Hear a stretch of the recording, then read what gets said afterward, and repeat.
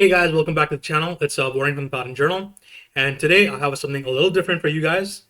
Today it's not a video review or anything, but instead, in light of the fact that in a little less than 3.5 hours, we're gonna have our Warhammer Day online preview for the year. I want to look at some of the things that we might see in those reveals, and as you can see, it's gonna cover four of the systems that Games Workshop does, notably 40K, AOS, Kill Team, and the Old World. Now, let's start off with 40K. Uh, as of today, we've just had our second codex of the new edition, Codex Space Marines. New book, new rules, new models, new lore, and all that jazz. And we know that two of the next codices in the roadmap that they gave us a while back, it's Adeptus Mechanicus first, and then it's going to be the Necrons. Now, both the armies, they had a bit of a range refresh, minor range refresh. A few years ago, they got a lot of new models, some new HQ units, some other, some flyers, some heavy hitting melee units, and so on and so forth. But we're way overdue for information about these two codices. And I think today that we're going to see a lot of substantial stuff about both armies, and we will see not just some new rules, such as possibly the new detachments for them, um, as per 10th edition rules, but also some of the new models that might be coming out. Because I expect that each book is gonna be coming out with at least like 2 to 3 new models. Um, I mean, it makes sense. The Necron Codex, especially, or the Army List, it has so many models that are like in fine cast, like a lot of the HQ units or named characters. That seeing some of them redone in plastic, glorious new sculpts, magnificent new sculpts, it would be just amazing. And for the AdMech, some new like beefy melee units would be nice. I expect some chunky stuff, not like the Castellan robots or anything, but something a bit more Skitarii-like, but beefier. So, they can be like the heavy Skitarii or something, and something much more substantial that it's not as flimsy to build as some of the Skitarii kits are.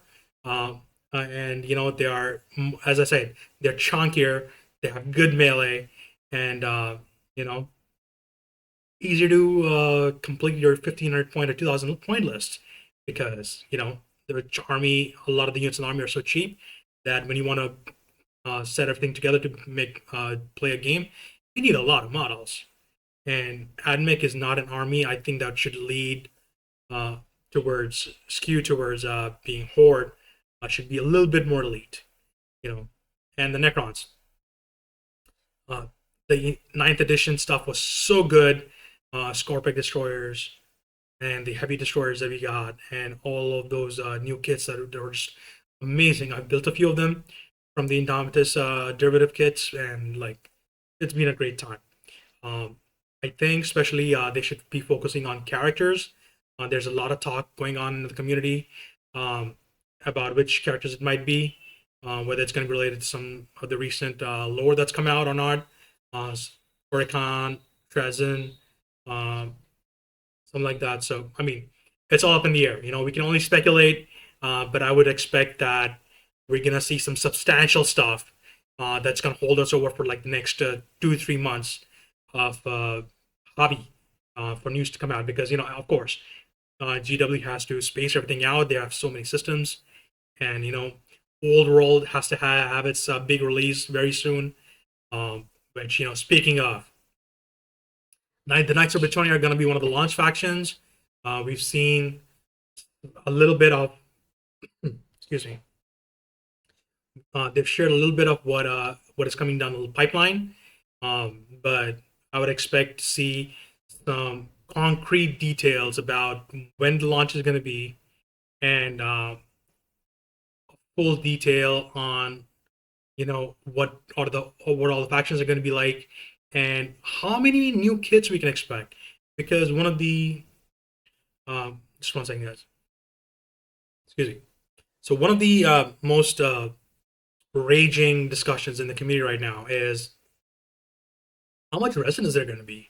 Because details on it have been very light, and well, from all that we know, most people are expecting that there's only going to be like a few new sculpts, even very few new sculpts, and that the whole range might just be in resin, which economically it makes sense why Games Workshop might do resin instead of plastic for this, because plastic is much more expensive to set up, but it's cheaper for the consumer, of course, because you're not paying as much as you would be paying in resin for all that stuff, and but of course they have to um, do an internal balance on how much interest there is and how much they can expect to make on that.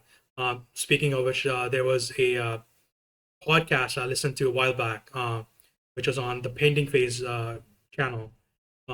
Amazing guys, Jeff, Pat, and Peachy.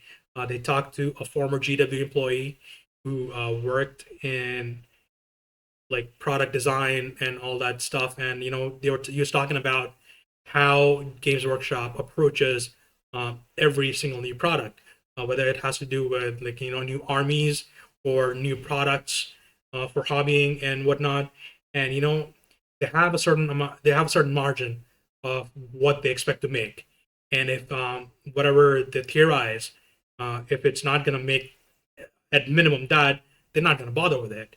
And so there was some interesting stuff about contrast paints, paint refreshes in general, new armies, and like I highly suggest you guys go to the painting phase. All their vids are up on YouTube. Check out that interview. And so continuing on, I think that's the most important question for hobbyists right now is how much resin is there going to be, how much plastic is there going to be, how many new sculpts are there going to be, and I think one of the major talking points has already been established, that it's going to be square bases, which personally I think is not the right move going forward. One, because of course, Games Workshop has to design things in that way, like Warhammer Fantasy Battles used to be. It was on square bases, and you had army trees to move everything and whatnot. But I think a lot of the fan base has moved on from that aspect. Since I mean, AOS doesn't have like square bases. It doesn't have those army trays with like 30 people in a squad, 30 models in a squad, or 20 models in a squad. You need to move all together, and there's flanking and there's sides and all that. But which was it used to be a hallmark of fantasy battles, but I don't know. I think square bases is a mistake, but it remains to be seen. It is one of the most defining aspects of fantasy battles, and the old world is a new version of fantasy battles. So, in addition to the models themselves, I think on the rules front, they'll clarify. They might clarify some of what's going to be, because it's going down the line.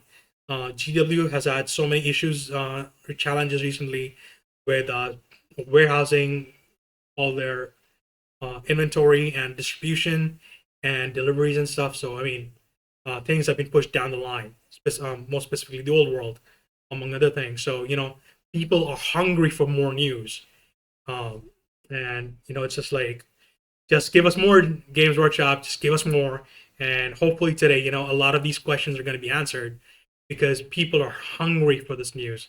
I'm sure that thousands out there have all their armies ready to go, and if need be, if it's like round bases, they'll go and do round bases. They don't care, but they want to play with those armies, especially since a lot of those armies you can't play in AOS anymore, either because the armies have changed, the rules have changed, or there are new models and stuff for all that stuff. Which moves us over to AOS. Now, as I might have mentioned before, I am not too familiar with the Age of Sigmar cadence at the moment. I was very much into it a few years back before COVID. Then I kind of fell off the wagon. But I believe the latest release was Age of Sigmar, and like that has been huge. Um, the codex looks very detailed. It like what I really like with the army book is that it's so detailed in terms of you got all the human factions, the dwarf factions, the elf factions. If you want mixed armies, you can do that as well. And I have like I'll be honest, I have a ton of boxes um, of all the fantasy battle stuff, like dark elves and that entire range. I've got spearmen, I've got warriors, um, I've got the witch elves, and so much more. That's just like sitting in boxes, waiting to be uh, converted into an AOS army for Sea of Sigmar. Because when Sea of Sigmar came out for AOS 2.0, I was like, I really want to do this. And Dark Elves were like, yes, I want to do Dark Elves. And then that had a knock-on effect that oh, I really like Daughters of Cain as well. So there's kind of like some interplay I can have there with my two armies, which is like if you like compare that to 40k, if you're playing like one Space Marine faction, it's not too much of a stretch to you might be interested with another Space Marine faction or another Imperium faction, or with Chaos. You might go with Chaos Space Marines, and you're also going to dip into the Chaos Demons or the Chaos Knights, and so on and so forth. So so much stuff out there left to build. I think out of all that, all those model kits that I have for the Daughters of Cain and for all these Dark Elves for cities, I think I only have like two or three squads built only, and even that's like bare bone stuff. Nothing deep, nothing too much. But I'm really looking forward to like kind of getting a new lease on, all that hype and all the excitement that I had 4 years back, and just like rediscovering my love for those models. Um, so it's like I think they'll probably preview some definitely some new models for upcoming army books, and I don't know if there's a roadmap announced for AOS like there's with 40k, but I'm sure if there is that they're ready to share, they'll be putting it up, and just we've never been in a situation like with the last few years where Games Workshop has been so accommodating with information on what's coming down the line, um, and with all these different systems, and I think it's just fantastic. Which brings us to Kill Team, and just one sec. All right, Warhammer 40,000 Kill Team. I believe the most recent season of Kill Team. It is actually the big box, the starter box that came out for it. It featured, I believe, Orc Commandos and some. It was either Tempesta Scions or Kriegsmen. Probably Tempesta Scions, because Kriegers are all Forge World. So I think there'll probably be news on the Kill Team front in terms of whatever new season is coming out, and some the new starter box, whatever. Because my understanding has once again, I've been off the wagon for a few years now, but I'm getting back into the hobby and familiarizing myself with all the different things that are going on with the different systems. And I believe it's been quite a while since we've had a new box for Kill Team. So they'll share some preview shots of the new box, the models, and all that, the new terrain. And it's like just absolutely nuts stuff. I bought some Kill Team product before. Sorry, I bought some Kill Team product before.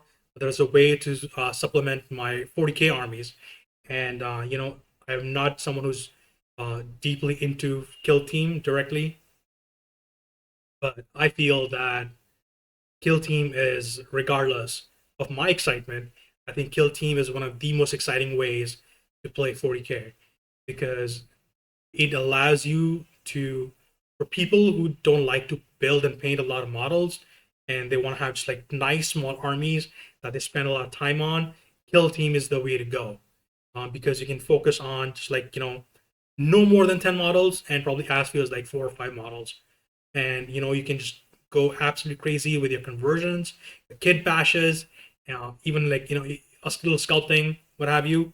And it's like playing with those few models that you spend so much time on is a very different feeling than in 40k, where it's like you put this one model you spend like 20 hours on, say, building it, painting it, doing all these fancy different things with the paints, all that jazz, and then it's like you put it on the tabletop.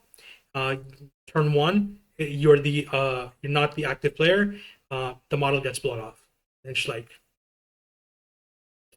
so not a nice feeling, But Kill Team is so much different, because it has alternate activations and stuff. And it's like, you really get drawn down to the immersive nature of Kill Team. And whenever there's a new product out, it's always like, can I get that? Like, that's what I always think. It's like, can I use that for any of my armies? And if you've been watching my content on social media for like the last couple of months, 3 months, I have a lot of different armies for 40k. I have orcs, I have space marines, chaos marines, death watch, guard, sisters. So many different things. So it's like, always look at the terrain. Is the terrain great, good looking enough? Are the models good looking enough that I want to get those models as centerpieces for my army, which I've done with Commissar model that came out in the second season of Kill Team, I believe. Um, Possibly also one of the orc models that came out, a war boss model, I think. Not sure. I'd have checked my stash of plastic, but yeah. So as I said, I don't know much about what's going on in Kill Team right now, except the more surface level stuff. But I'm excited to see what new models they're going to release, and whether or not it's like something I can use for my own army. Because as you guys have been watching, I've been building a lot of stuff, and I want to start taking some really good army shots. And for that, I need a whole lot of terrain, some of which I do have from the first Kill Team box that came out like 5 years back, 4 years back, and the Orc Speed Freaks box that came out. I have some terrain from that, but I do need some more terrain. And it's like, so it's like I really want to see what else I can get down the line to expand that range, and so I can, like, one day, very soon, I can do more.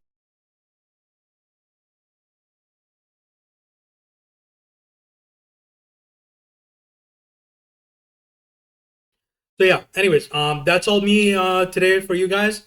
As I said, a little different than our usual, and you know, just once again, I would like to reiterate, I've been getting back into the hobby for the last few weeks. There's so much information to absorb, and treat this video gently, and hopefully I'll be able to do some much better videos for you guys very soon. And just please make sure to check out my socials. You have my Twitter, my Instagram, and YouTube listed above, and also I'm on Bluesky as the Paladin Journal, and also on Threads at AbhinavJain87. Um, you know, that's all from me today, guys. I'll catch you back, guys, after the reveal stream, and we'll go over all the new models together, and also be sure to check out my socials for some initial thoughts as the models get released and we get our previews. So see you again, guys. Cheers. Bye.